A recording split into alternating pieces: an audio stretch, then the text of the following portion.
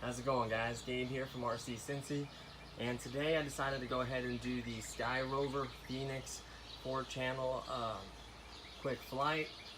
This isn't in a really big area, so I won't be able to go full throttle, which honestly doesn't have that much pitch anyways. I'll work on adjusting that. I'm just going to kind of fly it around and show you guys how stable it is, how smooth it is, how well it actually flies. Now this isn't in a total 100% stock mode.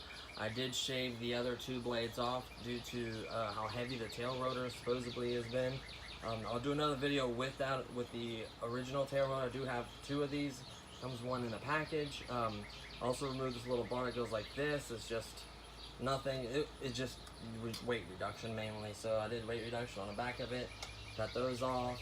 Everything else is stock. The lights are still working. Everything's in there so far from what I can tell. I don't think the battery expanded. These are real notorious for battery expanding. Once I'm done flying it, I'll take these screws off and check the battery out, make sure it did not expand. Those are really notorious for that. There's a controller if you want any other information on this. It is in the unboxing. You'll see it in my channel. So let's just get right to it. This is plugged in right here. That's where you charge at. Off and on switch. I'm just going to set it down, turn it on, and turn on the controller. I'm going to set it right here.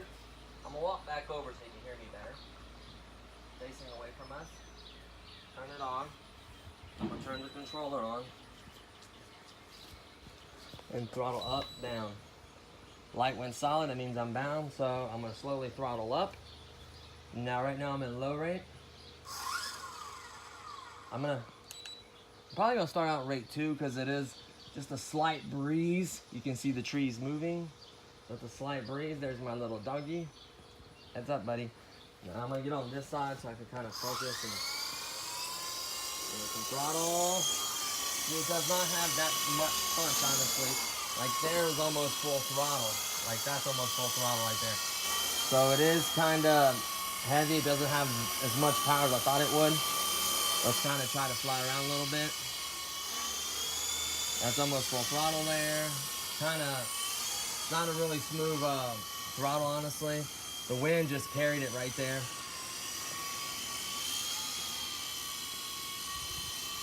The wind is not nice to it on. I'm almost using full backwards pitch to find it. Probably better off facing it. That's full throttle. Wow. It's just really, really heavy, honestly. I might have to try to figure out a way to trim some weight. I doubt that back brace is doing anything. Maybe I don't know. It does have a fly bar on it to balance it. The trim is kind of off. I don't know if I didn't put on a level surface or what. So what I want to do is, it was sitting kind of uneven. It's like drifting severely. Don't worry, honey. I'll get it away from us. I'll wreck it if I have to, but so seems like it's almost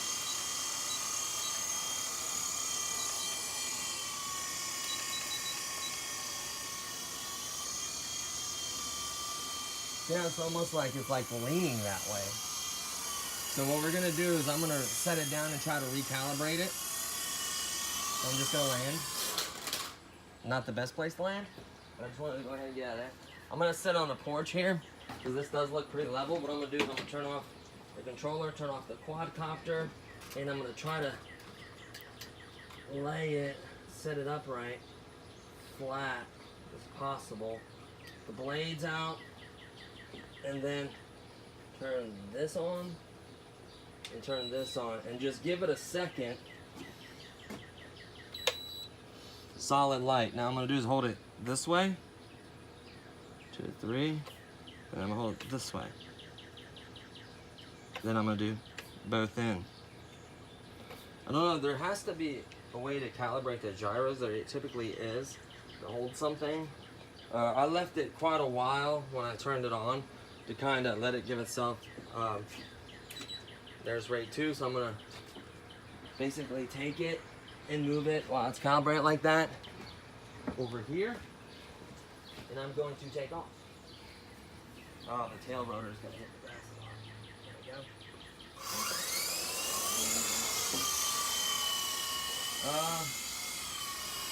Honestly, it's not doing that tilt anymore. It's a little bit more balanced, seems like it. I guess I calibrated it wrong. See how it's almost tilted to that side. Don't know why. I don't know what just happened there, but it's basically cut out on me. I hope it's not broke, because I did hit pretty hard.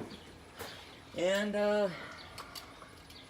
from what I can tell, it is not broke.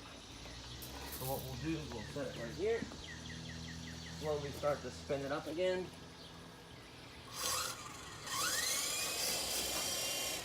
Well, it's having an issue with the tail rotor hitting, so I'm gonna take off from right here. Do it on the fireplace, the brick. Oh yeah. That's flat. Yeah, good idea, man. There we go.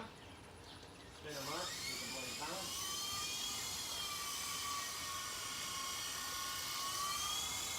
Ooh, get away from that pole. I'm more worried about cutting the liner than anything. It just, honestly, you could see that lean. I don't know if the blades are bent, if the blades are no good the way I did it, if it's not creating enough to balance out. But, turn. Oh. It's just so hard to control.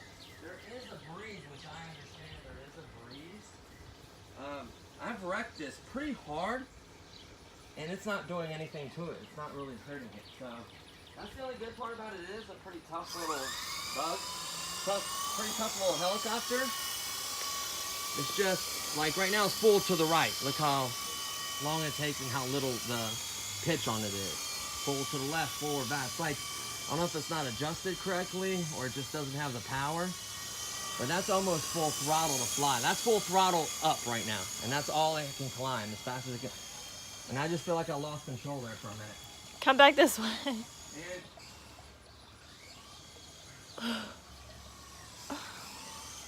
over this way. lost control. Over this way.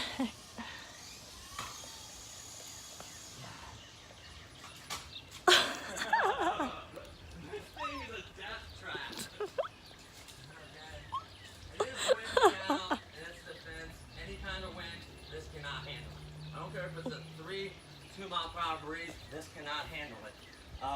When it's, honestly, I've flown this inside where there's no wind, and it does okay. But any amount of wind, you're doomed. You're just gonna go where the wind goes. You know, and the crazy part is, as hard as I wreck that, it's fine. That's the crazy part about it. So it can take a beating. It just has no power. This is in rate 2 right now, by the way. Let me make sure.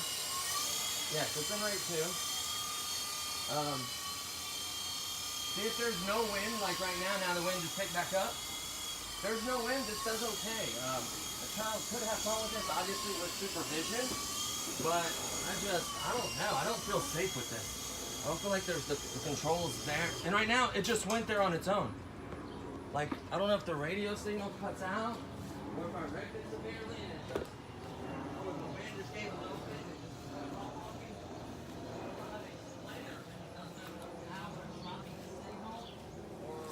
There's nothing damaged on it.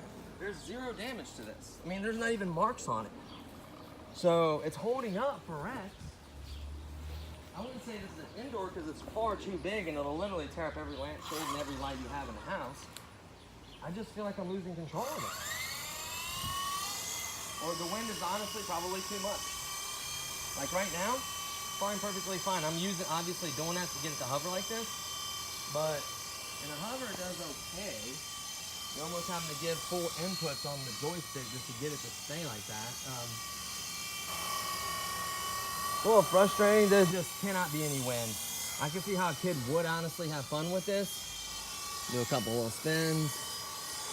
I mean, I can see him having fun with it. It just doesn't have any power, which is kind of a good thing for a kid to learn to fly.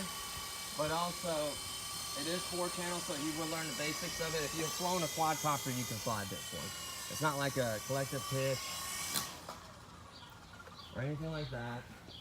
Honestly, with this wind, I'm gonna either tear it up or hurt something, so I just feel like I need to just go ahead and turn this bad boy off. Let's step over here in the shade. My final thoughts, honestly, it's not a bad helicopter in the sense how it's made or what it is. the durability of it is surprisingly good. I completely just annihilated in this thing. I mean, there was no slowdown. It was full throttle. I did throttle down, obviously. The blades are still in good shape. The body's in good shape. The forks, everything is still fine. All the linkages are fine. Nothing I see, nothing that is bent. It just cannot handle zero wind. It is okay to fly. It's just not really responsive. Doesn't have a lot of agility. It's just basically fun to hover and kind of slowly drive around. Honestly, my V911 is funner to fly than this bigger helicopter. The size is nice, don't get me wrong. It's around the 200 size or so, which is nice. It's slightly smaller than my V950. The power doesn't even compare. The other one just blows it away power-wise. But, you know, that's the only disappointing part about this. Yes, it's worth the price, absolutely, for what you're getting. You know, it's just no wind, big area, nothing around you is the only way I would recommend flying this. Big open field, no one around but you and the pilot or whoever's flying it, or your friends or whatever. Child, absolute adult supervision required. And you can, you know, fly it around with no wind and have a little bit of fun. The battery might not last too long. It might, you know, not have all the power you may want, but it does fly. Is it worth 20-something bucks? All day long. I mean, for what you're getting, yes. This is pretty neat, actually. A kid would absolutely love this as a birthday present. It's not near hobby grade, or it's just toy grade, so take it for what it is. It does work. It's solid. Just the performance is not there, which nor should be for the price. So, you know, it just depends if you want something to fly around the rack and not, you know. I like it. So, I mean, not my favorite, but it works and it flies. You just can't do any wind at all. So, I think I got this from Amazon. They delivered it in like 2 days, $20-some-odd. It was well worth it. Everything you needed besides the batteries for the controller. And that's pretty much it, really. So if you guys are interested in this, check it out. There's a couple other reviews on this. Like they talked about the tail rotor. You might go ahead and order a better tail rotor than this. It's like a cheap, heavy plastic.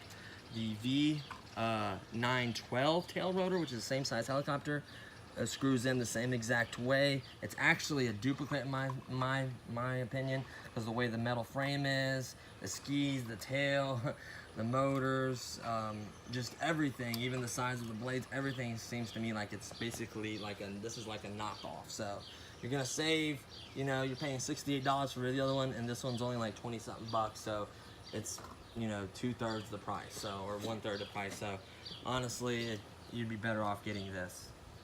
Now, if you want a little bit more performance, a little bit more stable, and you're an experienced flyer, get the other one. But for a beginner, I think they would enjoy this. But honestly, if you want something a little more stable, a little bit better flyer, a little bit more money would be the V911. So just see how you stand on it. That's just my opinion.